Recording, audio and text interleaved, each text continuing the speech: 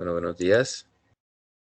A partir de este momento, pues enciendo la grabación para que este material pueda ser consultado posteriormente. Este video va a ser cargado en YouTube.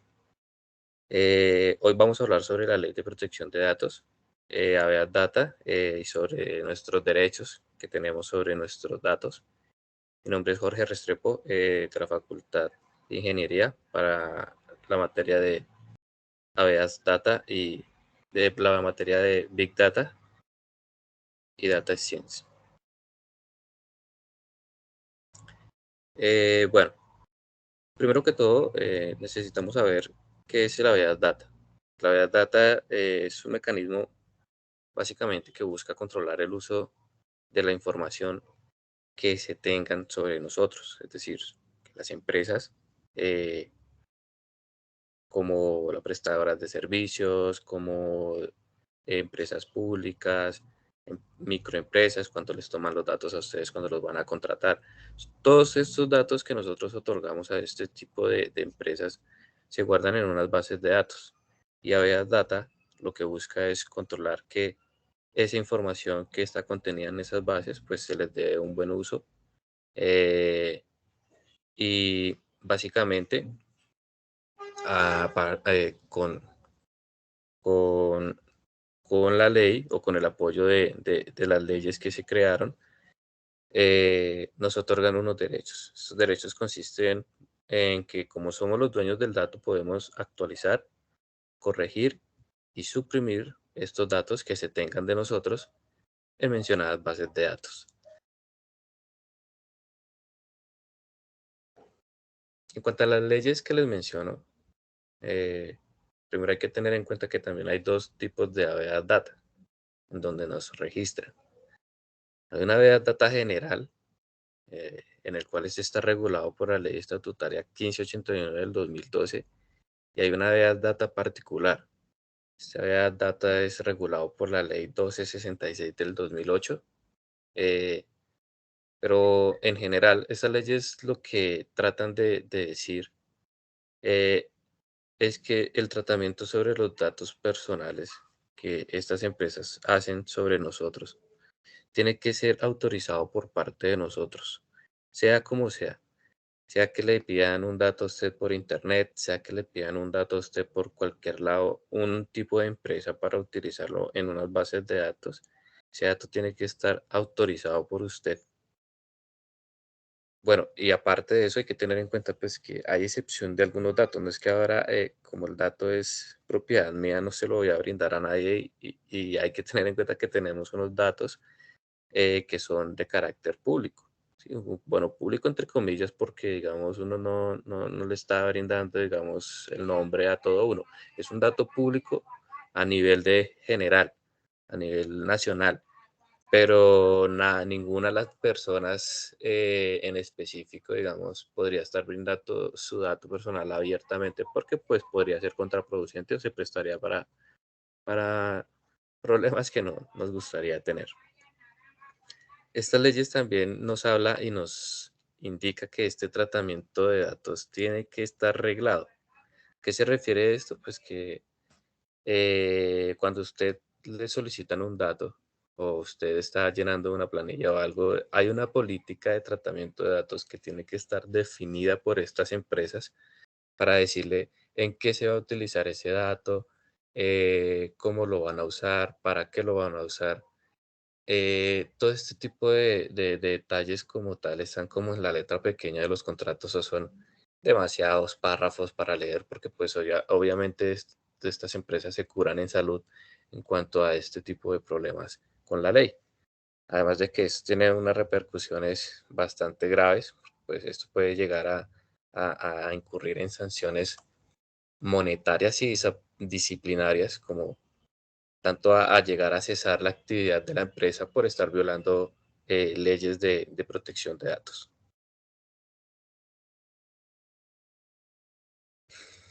Bueno, en cuanto a definiciones, me gustaría compartirles las que encontré en la ley 1266 del 2008, pues son muy importantes que las tengamos en cuenta y uno de ellos se constituye como el dato personal. Bueno, ellos nos definen allí que el dato personal es cualquier pieza de información vinculada a una o varias personas determinadas o determinables, o que puedan asociarse con una persona natural o jurídica. Es como esa información que le piden a uno así de los datos públicos, como el número de cédula, fecha de nacimiento, como el registro civil, número de registro civil, todos esos datos que son como de carácter que nos vinculan directamente a nosotros. Hay una clase dentro de esta definición, pues también nos aclaran que los datos impersonales no se sujetan al régimen de protección de datos de la presente ley. Esta indicación lo que nos dice es que los datos impersonales son todos aquellos que definen a una persona, pero a nivel ideológico, su forma de pensar, sus sentimientos, cómo es. Y este tipo de datos son transparentes ante la ley porque no son como rastreables, por decirlo así. Entonces, la ley se cura en ese sentido. Eh, y lo especifican aquí cuando dice que cuando la ley se refiere al dato, cuando se refiere o menciona el dato, se presume o pues uno intuye que se trata de un dato de uso personal, ¿no?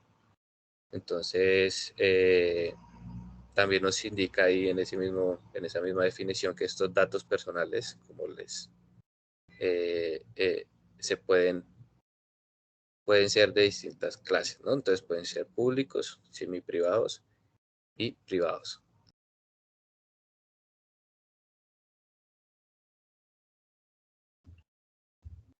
Y pues para ampliar un poco en cuanto a esas categorías que le dan al dato, entonces pues podemos eh, decir que los datos públicos, entre otros, pues hay varios que uno todavía a veces desconoce de los datos que uno son públicos y uno no sabe que están circulando en bases de datos. Pero sin embargo, los datos contenidos en documentos públicos, sentencias judiciales debidamente ejecutadas que no estén sometidos a reserva y los relativos al estado civil de la persona. Entonces, han habido empresas que siempre le preguntan a su estado civil, soltero, casado, es un dato público. Eh, por ejemplo, aquí tenemos otro ejemplo como el nombre, la edad, el registro civil, el número del documento. Son ejemplos de datos públicos. Tenemos uno que es el dato semiprivado. El dato semiprivado que no tiene naturaleza íntima, reservada ni pública y cuyo conocimiento o divulgación puede interesar no solo al titular, sino a cierto sector o grupo de personas o a la sociedad en general, como el dato financiero y de crediticio. Ese es el famoso dato el del data crédito, ¿sí? Porque no todo el mundo sabe su data crédito o su puntaje de data crédito. Oiga, porque es un dato semi-privado, o sea, le interesa, digamos, solo a que es dueño del dato, que digamos, si me apropio del tema, sería en mi caso, digamos, mi data crédito solo lo sé yo, eh, y las personas que yo autorizo, o sea, las personas que, digamos, por ejemplo, cuando usted va, no sé, a hacer la consulta le van a decir, usted va al éxito y le van a decirle, le vamos a dar una tarjeta con crédito, pero bueno, listo, danos tus datos, vamos a verificarlos en las centrales de riesgo. Incluso en ese trámite también te ponen a llenar unas planillas y a firmar unos formularios con tus datos. Y en esos datos, en esas planillas y en esos formularios, pues deberían tener sus leyes de protección de datos o sus políticas de tratamiento de datos como empresa. Entonces es ahí cuando le consultan ahí los datos en las centrales de riesgo. Entonces ahora esa función pasó a ser, ahora el dato también lo conoce la empresa. Entonces ahí fueron las dos partes las que consultaron el dato. Entonces es un dato público, pero no es tan público porque pues es un dato semi-privado que solo le interesan a las dos partes, ¿no? Entonces para que lo tengan ahí presente. Entonces, y hablemos del dato privado. Bueno, el dato privado es que por su naturaleza íntima o reservada solo es relevante para el titular, ¿sí? Y en esta categoría sí les voy a dar un ejemplo muy específico y vamos a hablar sobre el historial clínico. El historial clínico de una persona es un dato supremamente privado que solo le interesaría al titular de, de, de ese dato y quizás a la persona que le esté llevando el tratamiento. Y es un dato que es de uso privado y no se puede publicar a menos de que, no sé, sea una emergencia sanitaria o de pronto tuvieron que hacer una investigación en un problema, no sé, ahorita en la pandemia, de pronto buscando a los pacientes, no sé, los primeros pacientes, paciente cero, que el gobierno tuvo que investigar de pronto por necesidad su historial clínico, pero pues son casos extremos, ¿no? Ese dato es un dato de los privados de los que no debería saber nadie.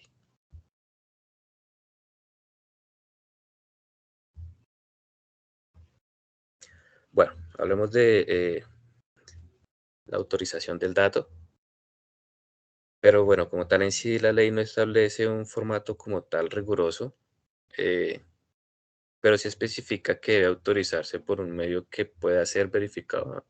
Eh, Podemos hablar de que, por ejemplo, en los formularios de las páginas de Internet, hoy en día tú entras a una página de Internet y lo primero que te sale es un pantallazo de aceptar las cookies y las cookies son pues una cierta configuración de, del software o de la página que estamos entrando en la que te va a indicar eh, o te va a hacer un conteo de los clics que es en la página, donde diste un like, a dónde te interesó más la pantalla, le diste un clic en una imagen donde estaba una publicidad. Todos esos datos ellos los catalogan y los tratan porque pues ya le diste la autorización para poderlo hacer con un solo clic. Hay que tener mucho cuidado también con esas páginas de internet que piden muchos datos, entonces ojo con lo que llenamos en internet cuando andamos por allí en páginas que no conocemos, ¿no? Pero como tal en sí lo que pide la ley es que lo importante es que el dato de la persona eh, se pueda, se pueda comprobar que fue autorizado, ¿no? O sea, que dijimos, sí, yo autoricé que se le diera tratamiento a estos datos y es por eso que en este momento eh, sí, me está llegando publicidad de X empresa, me llega como cuando tú aceptas que te llegue publicidad de Éxito, de Metro, no sé, de X empresa. Pero bueno, hay que tener en cuenta que todos estos datos tienen que estar autorizados por nosotros. Eh, en cuanto a cómo, ahí sale una pregunta también que sería que cómo hacen las empresas, digamos, entonces para decir que ellos sí fueron autorizados por nosotros, ¿no? Entonces, pues a ellos también se les brindan herramientas en las que ellos pueden diseñar, no sé, o emplear software. No solo tiene que ser un formulario eh, escrito en el cual tiene que llevar sello y firma, sino que pues también ellos ahora pues han evolucionado a llevar esto al tema tecnológico, entonces ahora pues ya pueden decir que un usuario autorizó el tratamiento de sus datos simplemente con decir, darle un clic en acepto en la política de tratamiento de datos de X página.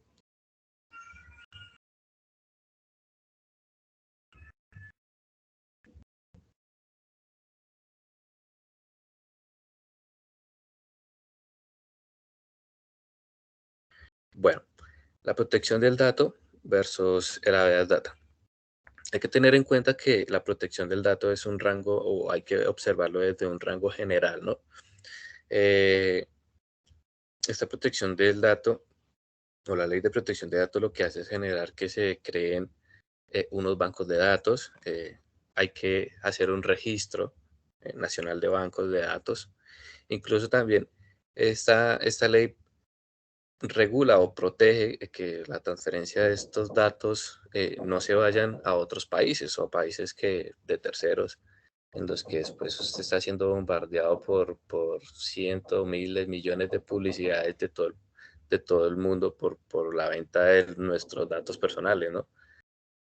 Y Aveas Data, pues como lo habíamos mencionado, pues es el mecanismo que se utiliza básicamente para actuar en esa información que tienen de nosotros, ¿no? Entonces, es como la herramienta que nos dan para decir, venga, vaya y puede solicitarle a la empresa que le suprima sus datos, los rectifique o los actualice.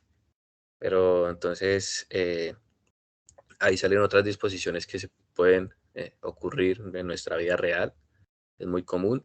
Después me parece pertinente también que hablemos de ellas, pues, para tocar el tema. Ahí en ese tema, pues nos saltaría una duda que más de alguno me indicó hablando del tema. eh, y es qué hacer en los casos en los que no he autorizado el uso de mis datos. O sea, que yo estoy seguro que efectivamente yo nunca autoricé mis datos y, y sin embargo estoy recibiendo una cantidad de publicidad, me están llamando, me mandan correos.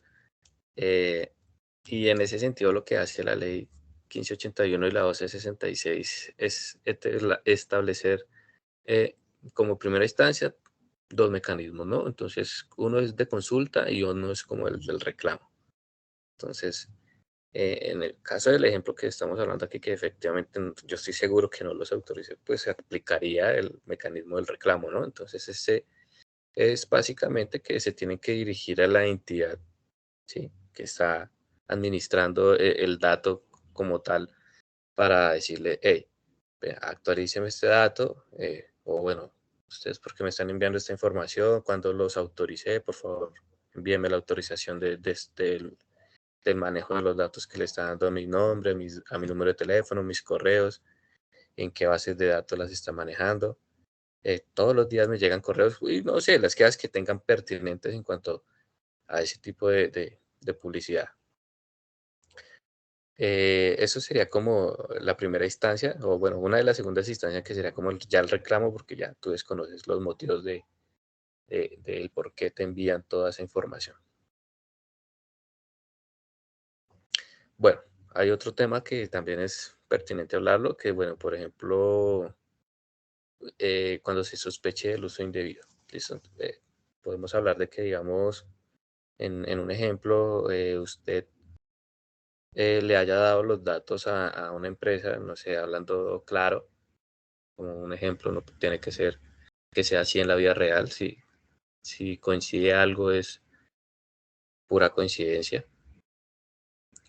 pero pues directamente hay que llegarle a la empresa que está administrando el dato y usted vea que, digamos, no sé, le comienzan a llegar correos extraños, publicidades raras, que llena aquí su tarjeta de crédito, spam, que le lleguen, no sé, puros correos para hacerlo caer en fraudes. Entonces, si usted sospecha que de pronto el dato que usted ha dado o, o definitivamente se filtraron sus datos y les sacaron las bases de datos porque tienen todos sus datos de Claro. Entonces, te llaman, te bombardean, entonces usted sospecha que efectivamente algo está pasando allí. Entonces, la primera instancia que debería hacer es dirigirse directamente a la entidad que está administrando este dato y decirle, venga, dígame qué política de datos usted está manejando y cómo lo está haciendo, porque es que me está llegando mucho correo spam.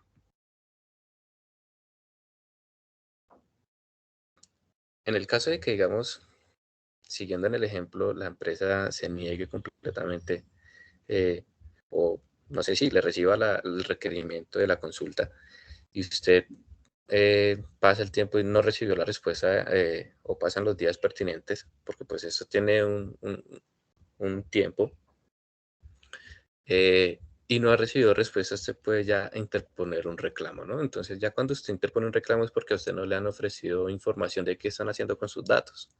Entonces, en ese reclamo usted lo que debería decir es que primero solicitar la eliminación de sus datos completamente, de esas bases que están manejando, las que le estén enviando por sistema toda esa cantidad de spam que usted ya no quiere recibir porque un día de estos va a terminar, no sé, como todos andamos muy presentes allí con la seguridad, pero en algún momento se nos van las luces y terminamos dando los datos personales o hasta datos privados. Pero entonces, en esa instancia de que la empresa ya no nos dé ninguna información, entonces le ejecutamos un reclamo, ¿vale? Eh, en esa instancia, si ya la empresa definitivamente no se niega, no, no nos da la información que estamos solicitando y nos sigue llegando este tipo de información porque definitivamente el dato no lo suprimieron. Entonces, la ley nos da la herramienta de que se puede interponer una queja ante hasta la Superintendencia de Industria y Comercio, en el que se puede hacer por la página web. Eso también allí también tienen unos formularios en los que le especifican y y tienen el espacio pues para contar, digamos, el problema y especificar eh, qué fue lo que les sucedió. Y también, de la misma forma, pues si no pueden hacerlo mediante el uso de la página web, pues también lo pueden radicar físicamente en una de las oficinas principales de esta entidad. Pues bueno, Lisa, hay que tener en cuenta también que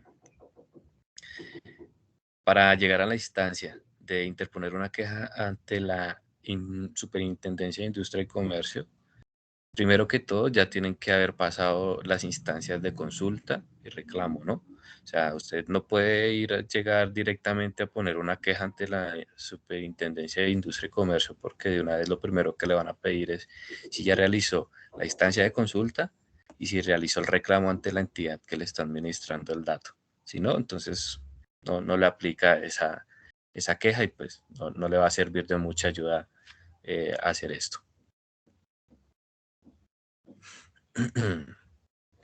Bueno, hablando del tema, pues nos interesaría también saber quiénes pueden consultar nuestros datos, ¿no? Cuando usted brinda el dato a una entidad, pero pues ahí también hay unos ciertos permisos de los cuales pues me gustaría que los tuvieran en cuenta. Por ejemplo, obviamente el propietario del dato no somos nosotros, como lo ley allí lo indica, somos los propietarios del dato y podemos actualizar, corregir o suprimir, ¿vale? Eso hay que tenerlo en cuenta. Entonces, las personas que él autorice, o sea, el propietario del dato, si yo autorizo a una persona que me esté, que quiera revisar mis datos, como les ponía el ejemplo, digamos, del caso de Éxito, empresa de mercados, que entonces tú autorizas a una persona para que te extrae los datos y luego te los consultas en las centrales de riesgo.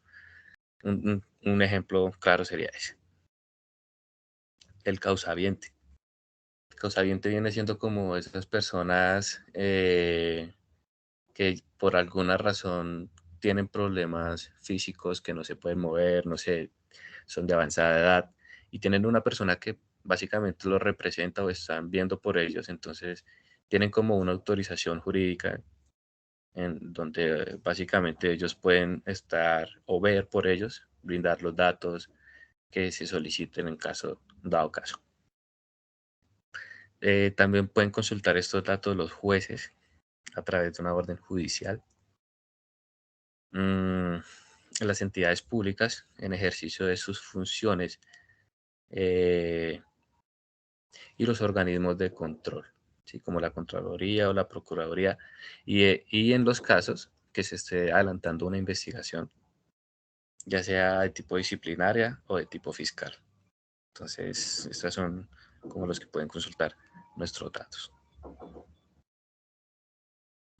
Eh, listo. En general, pues estas leyes brindan es como, en general, también darnos como un principio de confidencialidad. Y este lo que básicamente nos brinda es proteger la intimidad de nosotros, ¿no? Del usuario. Entonces, por eso establece que una vez terminada la relación contractual con la entidad con la persona que está administrando el dato, con la empresa. eh, Esta no podrá vender o hacer uso indebido de esas bases de datos. ¿Sí? Entonces, lo que quieran hacer ellos es guardar esa información. Si ya se terminó, digamos, un contrato que tenías con Claro, entonces ellos tienen que guardar estas bases de datos y no ser vendidas, no sé, a una empresa de ventas cosméticas y te están enviando correos, mensajes, llamadas, hasta llamadas de todo este tipo de propagandas con el fin de pues sacar tu dinero. Y pues no, básicamente aquí ya terminamos. Espero les haya gustado la charla, que haya sido de información para ustedes. Y nada, los invito pues a investigar ese tema y que tengan un excelente día. Hasta luego.